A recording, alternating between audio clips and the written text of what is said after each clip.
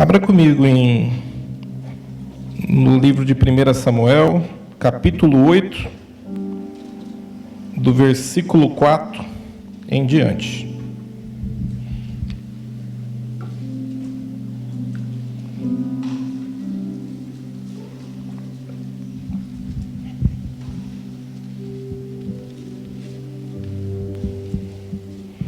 Primeira Samuel, capítulo 8,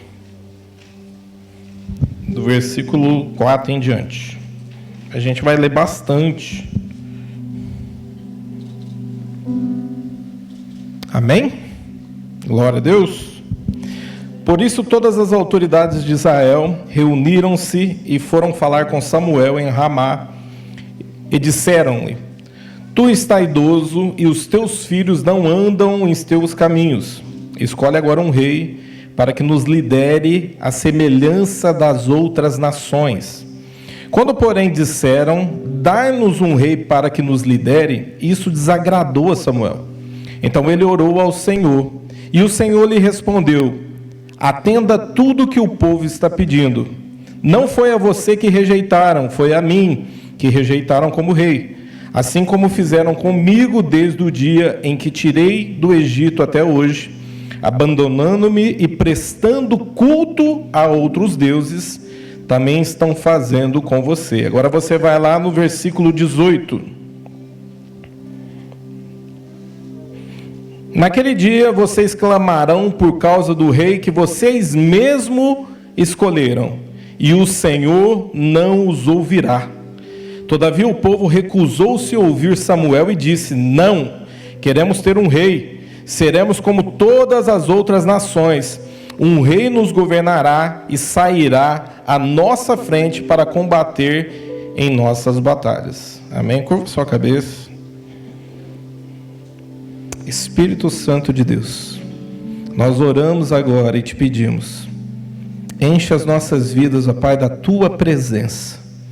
Enche esse ambiente da tua unção, do teu poder. Eu oro agora te pedindo: Espírito Santo, envia dos teus anjos aqui agora. Envia, Senhor Pai, sobre cada casa, sobre cada família. Eu oro, Senhor Pai, visita as nossas crianças agora também, Senhor Pai, na escola da criança. Ô Espírito Santo de Deus, eu oro que a tua proteção, o teu poder esteja sobre nós. Flua nesse lugar. Flua sobre os nossos corações. Abra os nossos olhos, ó Deus, espirituais, para que possamos enxergar a direção, aquilo que o Senhor tem a ministrar sobre nós, ó Deus, nessa manhã. Eu oro, Espírito Santo de Deus, que o Senhor envie os teus anjos sobre cada cidade agora. Oh Deus, comece a orar, queridos. Talvez você tenha famílias que não estão nessa cidade, está fora dessa cidade. Ó Deus, assim como o Senhor, ó Pai, na tua palavra, na tua escritura, diz que os anjos se prostram diante de ti. Eu oro agora, Senhor Pai, para que todo principado e potestade se prostre agora, diante da tua presença e diante da tua glória.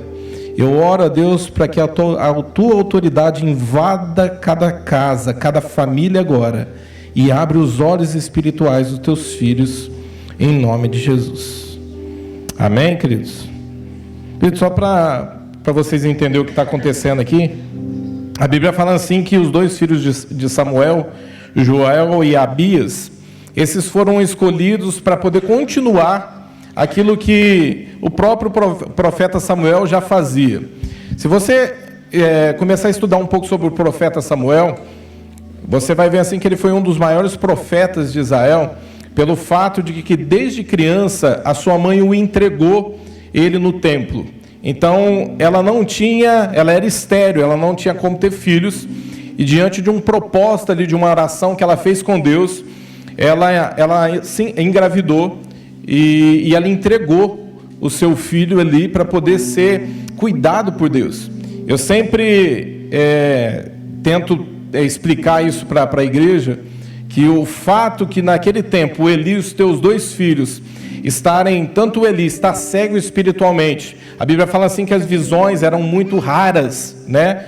Era algo assim que muito raro de se acontecer em Israel, por conta da religiosidade daquele momento. Os seus filhos estavam perdidos, Seus filhos eram homens assim que pecavam, né, em volta ali do templo, dormiam com as mulheres, mexiam nas ofertas.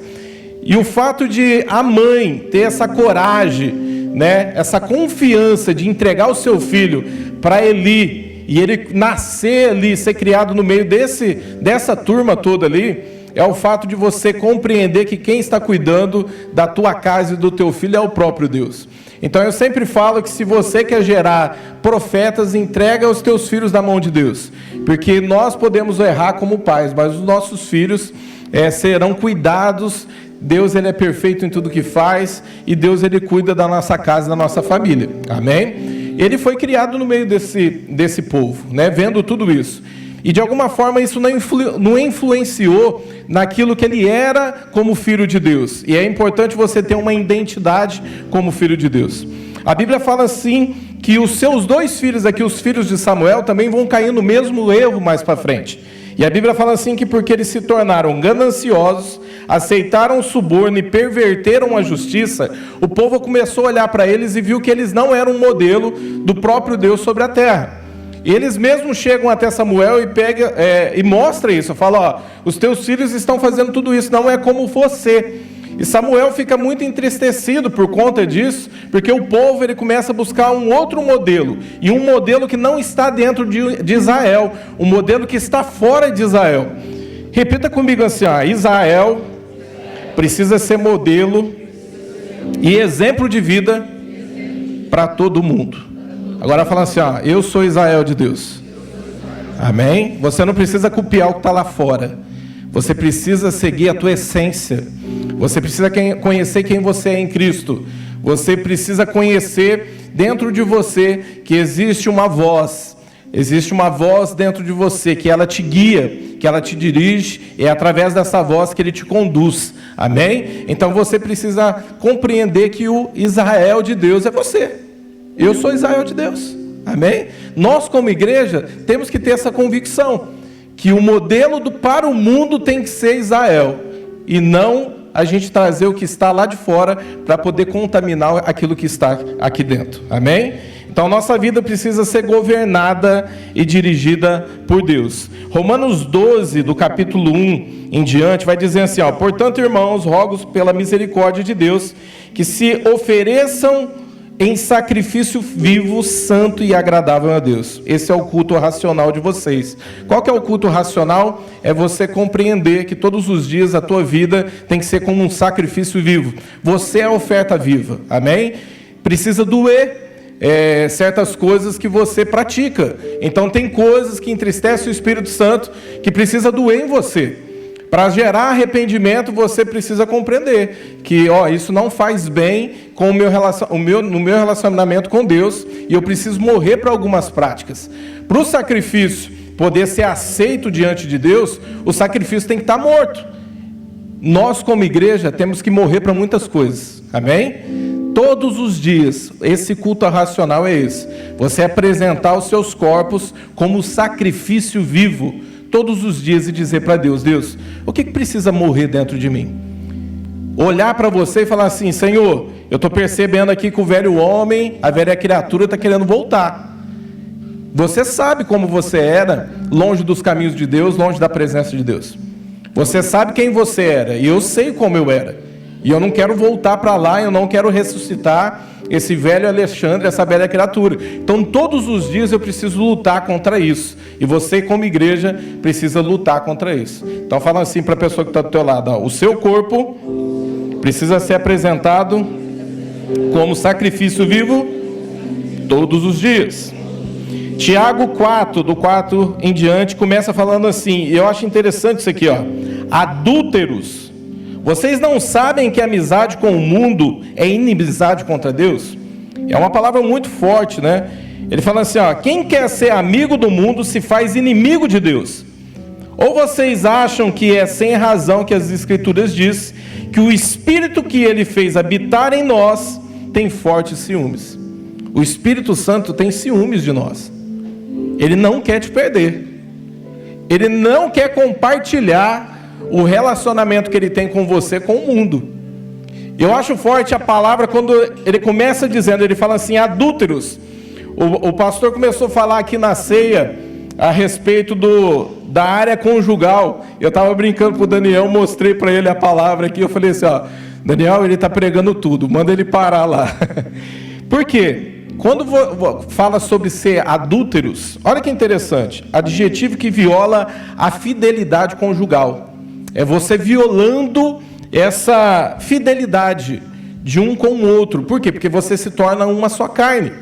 E você com Deus, você se torna um com Ele. Ser corpo de Jesus Cristo, ser o corpo de Cristo, é você se tornar um com Ele. Olha que interessante. A igreja de Cristo não habita nessa terra. A igreja de Cristo habita nas regiões celestiais. A igreja de Cristo está num lugar nas regiões celestiais. Por que a Bíblia fala que Satanás está aos nossos pés? Porque nós, quando nos tornamos um com Cristo, nos tornamos um só corpo, Ele nos coloca acima nas regiões celestiais sobre todos os demônios. Por isso que você tem autoridade sobre os demônios.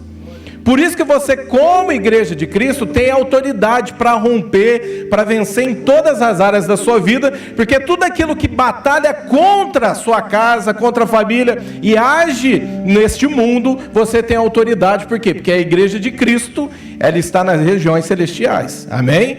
Então você tem que estar lá, você não pode descer de lá. Você tem que habitar lá. Você precisa entender, eu preciso compreender que eu tenho que estar na onde? Lá nas regiões celestiais. E o que me faz eu descer de lá? Me faz eu descer de lá quando eu começo a me encaixar aos padrões desse mundo. E a Bíblia fala assim que esse mundo já é de quem? Do maligno. Quando você se encaixa nos padrões dele, você cai no seu padrão. Por que existem igrejas que rompem muito e outras igrejas que não rompem? Porque quem limita o poder da igreja é os próprios líderes. Você limita o poder da igreja quando você sai desse plano que Deus nos colocou e você começa a se adequar à autoridade de Satanás. Então você desce de padrão. Israel precisa ser exemplo de vida para quem está lá fora. Amém? Então você, como igreja, como Israel, você é exemplo de vida. Por onde você for, as pessoas vão olhar para você e vão ver a diferença em você. Sabe onde que Jesus ele fala muito forte comigo? A Bíblia fala assim que quando Jesus chega diante daquele endemoniado gadareno, e ali os demônios começam a falar diante dele, né? Ele expulsa os demônios que estão ali, e os demônios vão para os porcos, e tudo o que está acontecendo ali, de alguma maneira, chama a atenção daquela cidade, daquele lugar. E de repente ele aparece são. As pessoas começam a olhar para ele e ver algo diferente nele. E ele quer andar com Jesus. E aí Jesus fala algo que me mexe muito comigo. Ele fala assim: você não vai, você vai ficar e volta para tua casa, para tua família. Aquele homem tinha família. Aquele homem, eu não sei de que maneira ele chegou naquele estado que ele estava vivendo, de andar nu, de os demônios serem algo tão forte que habitavam sobre eles, que regia sobre ele, porque era uma legião que tinha sobre ele, que ele estourava as algemas de ferro. Nada podia prender ele habitava nos sepulcros. Então era algo assim fora do normal. Talvez você vê hoje, por exemplo, um morador de rua, alguém que está passando por uma situação difícil, é nada perto disso. E Jesus, ele foi lá só por conta desse homem. E ele fala assim: não, você não vai, você vai ficar aqui, você vai ficar para a tua família. Sabe o que o Espírito Santo falou para mim? Que tem pessoas que serão tão transformadas pelo Espírito Santo, que não vai precisar de você pregar. As pessoas vão olhar para você, e só de você estar andando na rua, as pessoas vão olhar e vai falar assim: tem algo diferente naquela pessoa. Aquela pessoa não é mais como ela era. O que aconteceu com ela? Tem pessoas que ficam olhando e falam assim: pastor, eu não sei pregar. Pastor, eu não tenho esse dom. Querido, não precisa. Você precisa ser modelo, amém? De igreja para o mundo. As pessoas vão olhar em você, nas suas atitudes, elas vão perceber algo diferente de você. A maneira que você fala, a maneira que você aborda as pessoas, a maneira que você age, como você abre o teu coração para fazer as coisas para as pessoas. Quando ele diz assim que você tem que amar o teu próximo como a ti mesmo, você já refletiu nessa passagem? Quem é que faz despesa? Tem um costume de todo mês para o mercado fazer a sua despesa? Eu estou perguntando porque tem homens, de repente, que não vai, quem tem esse costume? Você vai lá, você vai e pega tudo que você precisa, não é verdade? De repente, para passar o mês todo. Amar o teu próximo como a ti mesmo é quando você for para o mercado e o Espírito Santo falar assim, ó, supre as necessidades daquela casa, é você fazer uma compra como se fosse para você enviar para a casa do teu irmão. Você percebeu a diferença? Eu lembro de situações que eu sempre fiz isso, nunca fiquei falando, mas tem coisas que o Espírito Santo fala assim para mim, prega, porque a igreja precisa saber. Quantas vezes eu fiz compra para casas de pessoas, e eu sabia que a pessoa estava passando por dificuldade, eu enviava a compra para a casa da pessoa. Isso não foi uma vez, duas ou três, foram várias vezes que eu fazia esse tipo de coisa. De repente, para eu saber o que estava acontecendo com aquela pessoa, e a pessoa está passando por um momento muito difícil, e eu sabia que a pessoa ia perder o carro dela, e eu mandar o dinheiro da parcela para ela pagar a parcela do carro, porque ela ia perder o carro. Quantas vezes eu fiz coisas que eu sabia que o Espírito Santo ele estava cobrando de mim? Tem coisas que talvez você olhe e pega falando assim, mas Deus está tirando isso de mim. Quando Deus está pedindo para você fazer algo, querido, Ele não quer tirar algo de você, Ele quer dar algo a mais para você. Você vai aprender isso. E eu tenho aprendido isso. Toda vez que Ele pedir algo de você, Ele quer te dar algo a mais para você. Ele quer te abençoar. Não é assim que a Bíblia nos ensina, que quando você perde é que você ganha? Até nas tuas perdas você ganha. Até nas nossas perdas como igreja nós estamos ganhando. Porque é assim que é a igreja de Cristo, esse é o modelo. O que está acontecendo aqui nesse tempo? Esse modelo, através dos filhos, começou a se corromper. Eles começaram a ficar religiosos. Eles aceitaram o suborno. Olha que interessante, a relação conjugal. Relação de se unir um ao outro com um propósito de vida mútua em comum. É você viver um para o outro com o mesmo propósito. Então, eu preciso fazer o que eu quero, mas também eu tenho que estar de acordo com a minha esposa.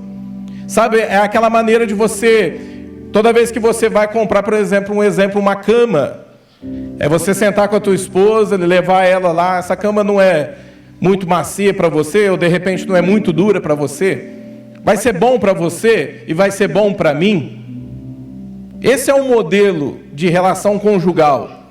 É os dois ser um e um vivendo para o outro, dentro de um propósito. Essa relação conjugal não pode ser o quê? Quebrada. Por que ele começa dizendo que aqui, ele fala assim, adúlteros? Porque eles começaram a se adulterar. Eles saíram dessa relação conjugal e começaram a se adulterar com aquilo que é mundano. Quando você faz isso, você quebra um princípio do Senhor. O Senhor te chamou para ser um com Ele, amém? Desde o princípio da criação, o próprio Deus descia e Ele fazia o quê? Ele estava o tempo inteiro se relacionando com o homem. Uma das coisas que o Espírito Santo fala muito forte no meu coração. Eu não consigo nem imaginar a dimensão do Jardim do Éden. O quanto que aquilo era lindo. Tudo aquilo que eles tinham. Eles trocaram tudo aquilo que eles estavam vivendo. Eles trocaram uma relação com Deus, de que Deus descia todos os dias para falar por conta de uma árvore, de um fruto. De algo tão banal, tinha tantas outras coisas lá, mas trocaram por conta de um fruto. Quantos de nós, como igreja, não temos feito isso? Trocado essa relação conjugal com o Senhor, sendo infiel, por causa de algo tão banal, algo que é prazeroso, algo que passa rápido. E mesmo a gente tendo um modelo de pessoas que vêm do mundo e chegam com a vida toda arrebentada, porque foram experimentando coisas e foram se aprofundando mais e mais no pecado. A gente sabe o caminho que é quando nós entramos nisso, e mesmo assim nós estamos experimentando disso todos os dias. O Espírito Santo, ele quer criar uma relação conjugal com você, amém? De você viver um com o outro, dele viver para você e você viver para ele, vocês andarem num só propósito, amém? Fala assim, pessoa que está ao teu lado, o Espírito Santo quer se relacionar com você. As consequências dessa quebra de aliança fez com que o homem se distanciasse de Deus e fosse destinado ao inferno. É verdade. Sabia que quando você nasceu, você já nasceu destinado para o inferno? Sabia disso ou não? Você já nasceu destinado. Eu nasci destinado para o inferno. Por isso que uma vida com Cristo, por isso que existe uma idade para que nós possamos nascer em Cristo. Por isso que nós não batizamos criança de pequeno, porque você não pode comprar a salvação do teu filho. Você pode orar por ele, consagrar ele diante de Deus. Mas você não pode, é algo dele. Vai chegar uma idade que ele vai ter que fazer isso. Ele vai ter que ter uma escolha. Todos nós aqui tivemos uma escolha um dia, de falar, não, eu preciso ser sepultado para o mundo e preciso nascer para Cristo. Amém? Então é uma relação entre você e Deus. É algo que precisa ser entre você e Deus. E o que nos rouba isso? Uma das coisas que nos rouba essa relação de intimidade com o Espírito Santo é a religiosidade. A religiosidade nos torna cegos. Uma das coisas que eu falo assim, que a relação do Espírito, você com o Espírito Santo é progressivo. Você vai aprendendo cada dia, cada dia, cada dia. O Espírito Santo, ele abre os teus olhos espirituais e você vai aprendendo a cada dia como funciona essa relação. Uma das coisas que eu tenho aprendido é aprender a ver coisas, direções que Ele me dá através de repente, de uma oração, através de uma palavra, ou através de um sonho, de uma visão. O Senhor fala muito comigo através de visão, não só com visão que o Senhor me dá, mas com pessoas que chegam para poder me entregar sonhos. Eu tive um sonho com você. O Espírito Santo mandou eu orar para você. Eu lembro que uns tempos atrás, eu não sabia que eu estava entrando numa situação bem difícil, e um irmão da igreja, no começo do culto, ele me chamou e pegou e falou assim para mim, pastor, eu tive um sonho contigo. E nesse sonho, você estava dentro de uma casa e estava vindo uma grande tempestade, era uma tempestade muito forte. Aquela casa, aquela estrutura não ia aguentar aqueles ventos fortes que estavam chegando. Só que o Senhor ajoelhou na frente da casa e começou a orar para o Senhor. E quando o Senhor começou a orar, a casa inteira foi revestida de prata, era um metal muito forte. E você entrou dentro da casa e veio aquela tempestade e passou, e não abalou a casa. E veio uma voz e falou assim, fala para o meu filho Alexandre. Ele falou desse jeito, com as palavras dele. Depois ele até pediu para ele escrever o sonho e me mandar no WhatsApp, porque eu gosto de ficar lendo depois. Fala para o meu filho Alexandre, para ele não desanimar diante da primeira tempestade. E eu lembro que de início eu só entendi que tinha uma tempestade. Por isso que eu gosto que as pessoas escrevam e me mandam os sonhos que ela tem. Depois eu vi e falei, diante da primeira tempestade, eu falei, misericórdia, vai vir mais. E vieram outras tempestades. E eu comecei a fazer o quê? Eu comecei a orar. Comecei a pedir a Deus. Falei, Deus, o Senhor é a estrutura do meu lar. O Senhor é a estrutura da minha casa. Todas as vezes que o Senhor liberar uma palavra para você, Satanás vai se levantar e perseguir essa palavra. Todas as vezes que o Espírito Santo começar a te dirigir e ele te liberar uma palavra para você, Satanás vai fazer de tudo, vai conspirar nessa terra, vai conspirar no mundo espiritual para perseguir essa palavra, para você não viver nela. Eu comento muito com meus discípulos, o que fez Pedro andar sobre as águas foi a palavra que o próprio Jesus liberou. Então venha, anda. E ele começou a caminhar em cima da palavra que Jesus liberou. O Espírito Santo, ele quer liberar palavras para você, amém? E ele quer que você caminhe nelas. Quantos de nós não recebemos palavras proféticas? De repente, através de profecia, de repente, diante de uma palavra dessa aqui em cima, e aquilo mexeu com você, ou você abrindo a Bíblia, e aquela palavra saltou dentro de você como uma palavra profética para você, e as pessoas esqueceram de caminhar nessa palavra. Eu tenho palavras que o Espírito Santo falou para mim, que eu caminho nelas, eu gosto de ficar lembrando. Eu gosto de escrever tudo, porque eu vou lá e eu olho, e eu começo, Senhor, o Senhor liberou essa palavra para mim, eu declaro que eu estou andando nela. E eu vou caminhar nessa palavra, porque eu sei que o Senhor está cuidando da minha vida. Talvez o Espírito Santo liberou palavras para você e você deixou de caminhar. Talvez você nem lembra mais dessas palavras que foram ditas. Uma das coisas que faz nós nos perdemos dessa relação com Deus é a religiosidade. A religiosidade, ela faz com que você se torne uma pessoa cega. A religiosidade te faz você ficar insensível à presença do Espírito Santo. De repente você não... eu não preciso ficar levantando a mão para adorar o Senhor conhece o meu coração. Queridos, toma cuidado com isso, porque Satanás também conhece a palavra de Deus. Ele fez isso com Jesus no deserto. Quando você levanta as tuas mãos aqui num culto, você está declarando reverência ao Senhor. O Senhor conhece o meu coração. O Senhor conhece o teu coração? O Senhor conhecia o coração de Abraão. Se o Senhor conhecia o coração de Abraão e sabia que Abraão ia ser aprovado, por que Ele permitiu ele pegar o seu filho, caminhar todo aquele percurso, subir com o teu filho, amarrar seu filho, e na hora que ele fosse matar o seu filho, o próprio Deus intervir ali? Deus não conhecia o coração dele? Sabe onde que Deus ele prova a tua fidelidade? Através das tuas práticas. A Bíblia fala assim que a fé sem obras, ela é o quê? Morta. O que adianta eu falar assim, eu te amo como pastor de uma igreja, eu amo vocês, mas na hora que alguém me pedir auxílio, eu estender as mãos para ela e falar assim, vá, seja curado, se alimente-se, e eu não colocar em prática, porque a fé sem obras, ela é morta. Precisa ter obras, amém? Você é justificado pelas tuas obras também. Então você precisa olhar para você e ver todos os dias, Senhor, eu tenho apresentado a minha vida como sacrifício vivo? Senhor, não tem me tornado uma pessoa religiosa? Senhor, eu estou te adorando com todo o coração? Às vezes a gente está aqui, eu estou falando o que já aconteceu comigo. Às vezes você está aqui adorando e a tua mente está vagando. Você está lá na tua casa, você está pensando no teu almoço. Você vem para um culto desse como se fosse um culto normal, eu preciso ir lá picar cartão.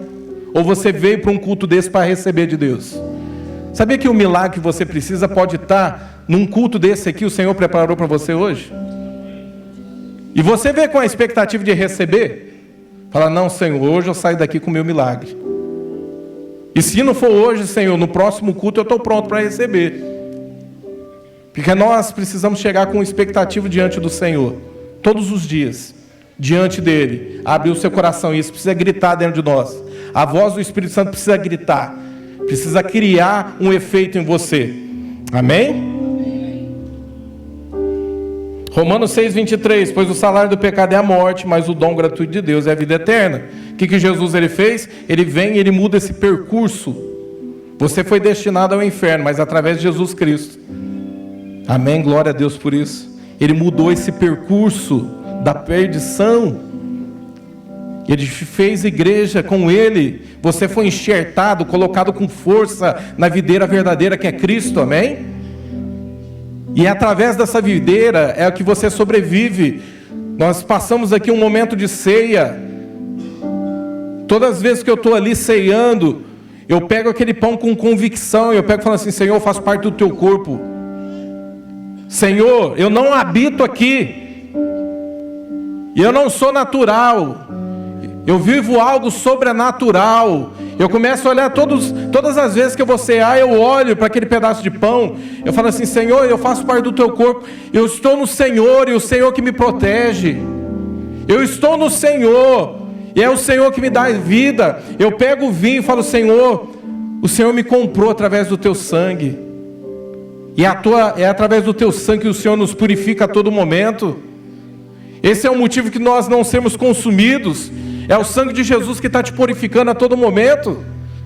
Eu olho para Ele e falo assim, Senhor, a enfermidade não tem poder sobre mim. Eu posso até sentir ela de alguma maneira, mas ela não tem poder de habitar em mim, porque o Teu sangue me comprou. O Senhor levou sobre si todas as minhas enfermidades. Eu olho e começo a conversar, e começo a falar com o Senhor. Eu declaro isso. Querido, há poder nas Tuas palavras. Você precisa ter um coração aberto. Eu já falei para vocês, teve um dia que eu estava ceando, eu estava convicto nisso. Eu falei, Senhor, eu estou tomando, e a enfermidade não tem poder sobre mim, e o Teu sangue está me purificando. Na hora que eu fui tomar tudo, o Espírito Santo falou assim, deixa um pouquinho aí no copinho. E eu deixei, eu perguntei, Espírito Santo, por quê? Ele falou assim: na hora que você sair daqui, você vai lá e unge o teu discípulo. Eu estava com um discípulo, vim para o culto um dia de ceia, estava acompanhando ele, estava naquela guerra, naquela luta, sabe, para ele firmar em Cristo. E eu fiquei muito irritado, porque quando teus olhos estão abertos demais, você vê demônio em tudo, e isso é verdade mesmo, querido. E eu falei: Satanás colocou enfermidade nele. E eu saí daqui, fui para a casa dele, molhei meu dedo, coloquei na testa dele, peguei e falei: esse aqui é o sangue de Jesus, que te purifica, que te lava, que te sara, que te cura. E eu orei por ele, e ele não aguentando de dor, a boca toda inchada. Eu orei, profetizei a cura sobre ele, cheguei em casa, não deu nem tempo. Ele me ligou e pegou e falou assim: na hora que eu entrei dentro do banheiro, eu senti algo amargou dentro da minha boca, estourou aquela infecção, e eu não estou sentindo dor nenhuma. Querido, é a tua fé. O Senhor, Ele quer abrir os teus olhos, amém?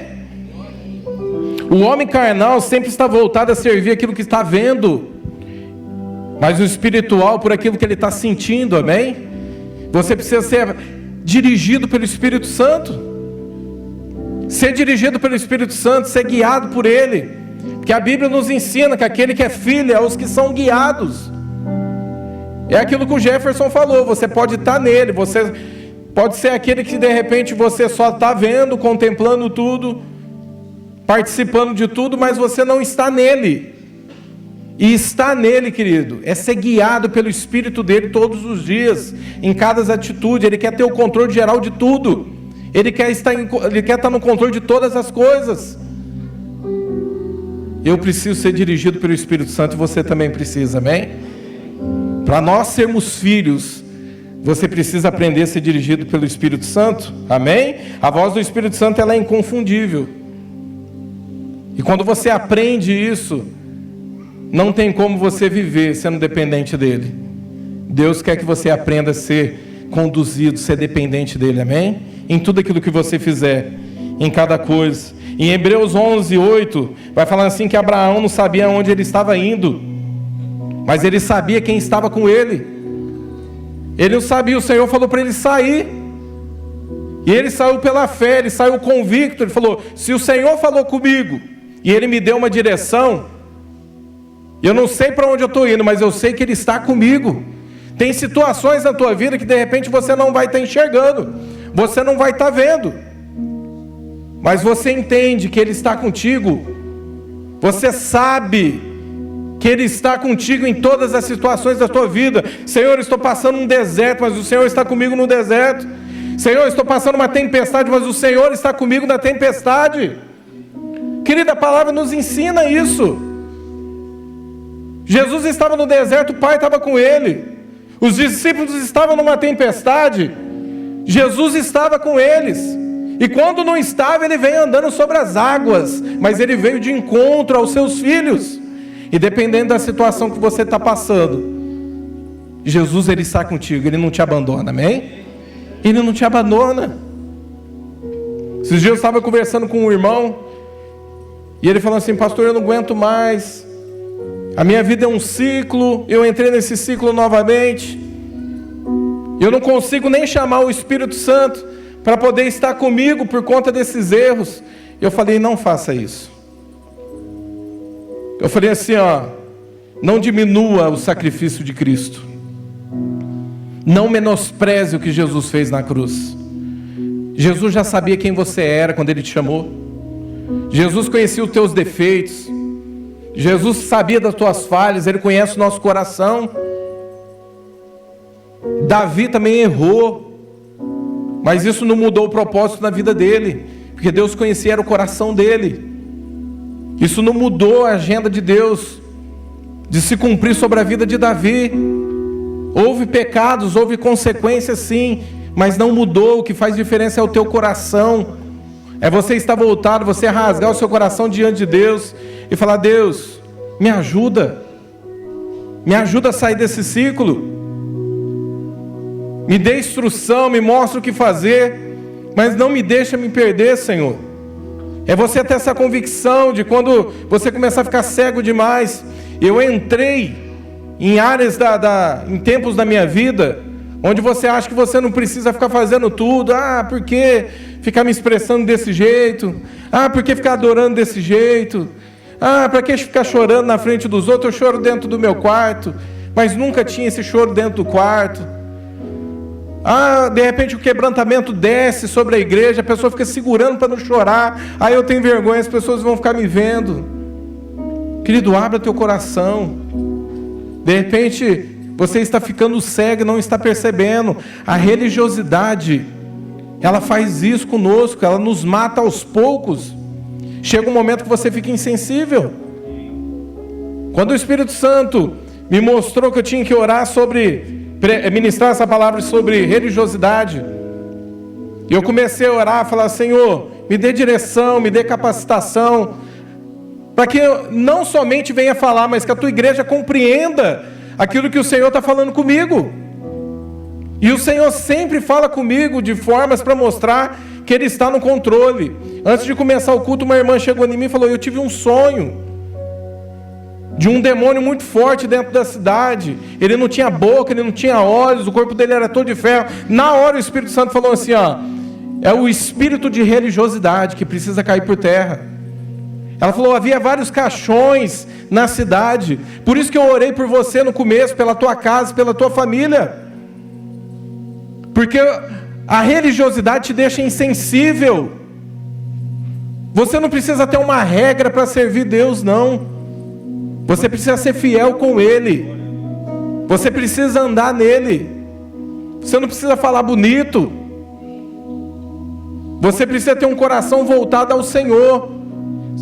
Quer ter autoridade para pregar de Cristo? Viva isso.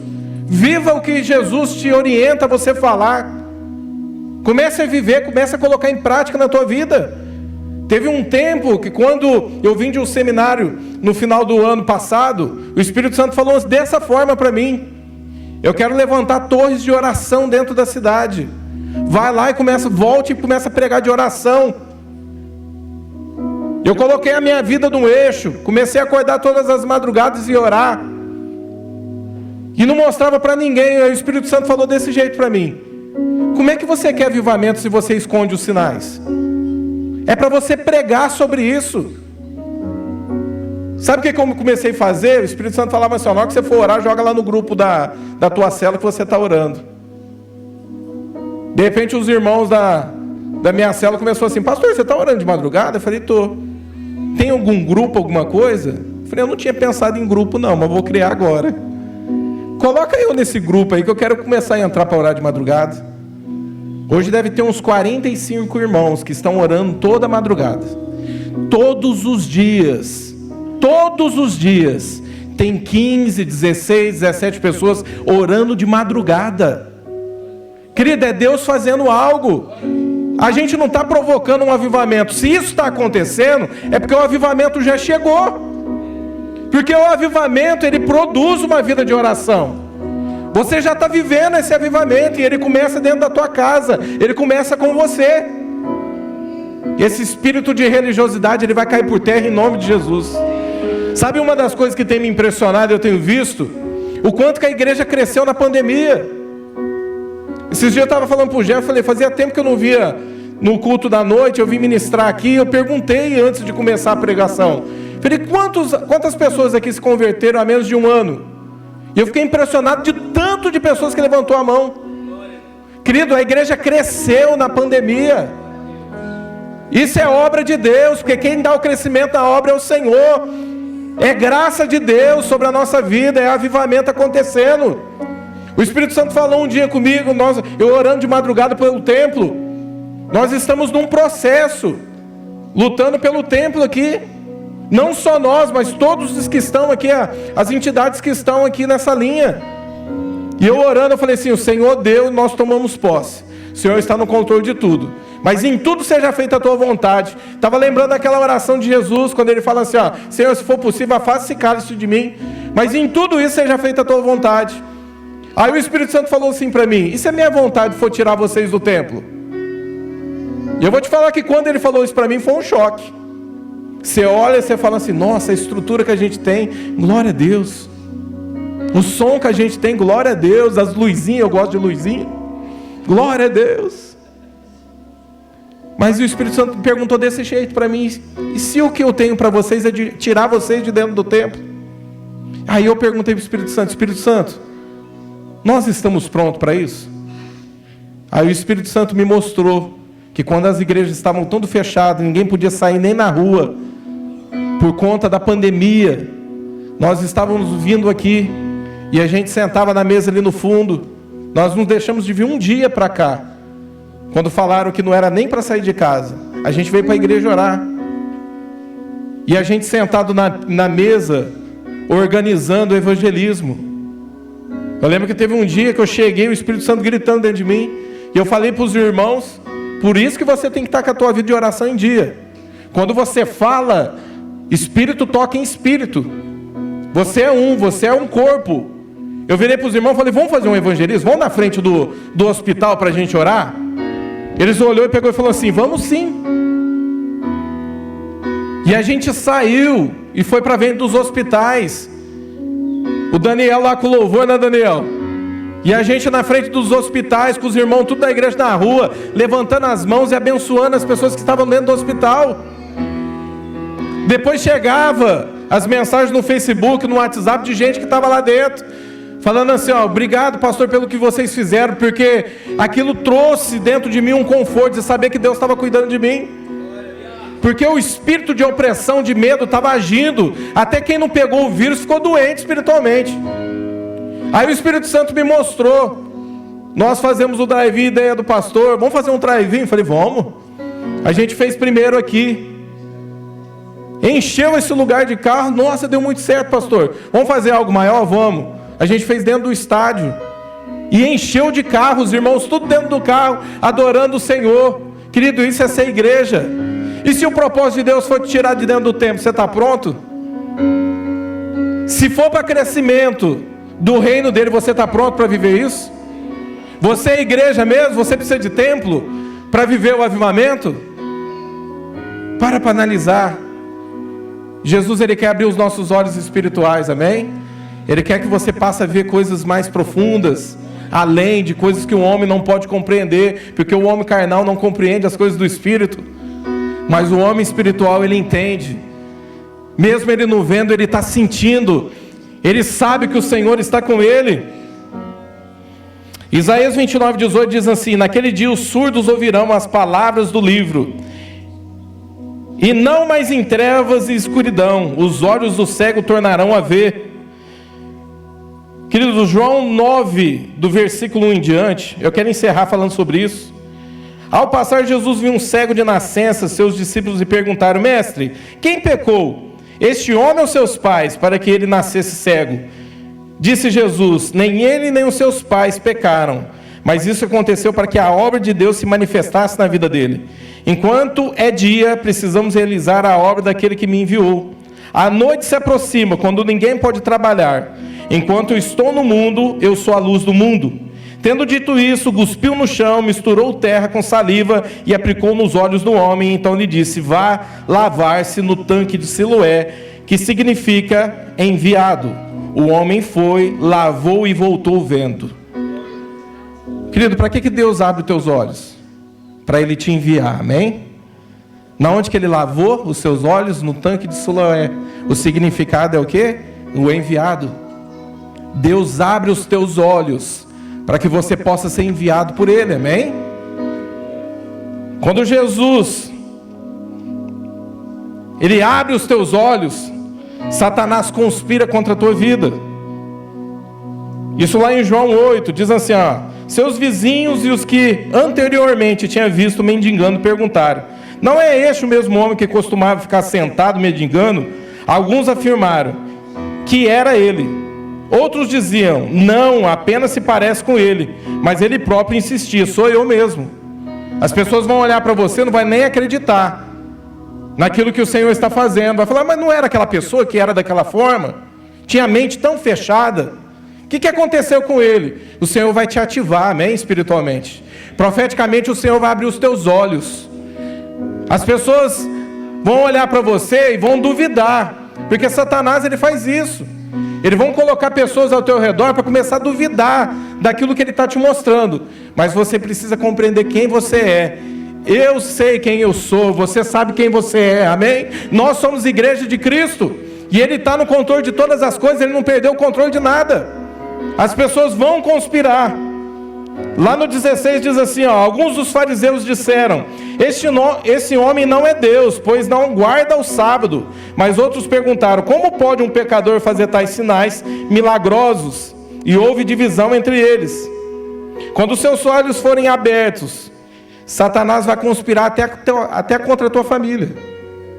Olha como é que isso acontece. Lá no 19, então perguntaram, mandou chamar os seus pais.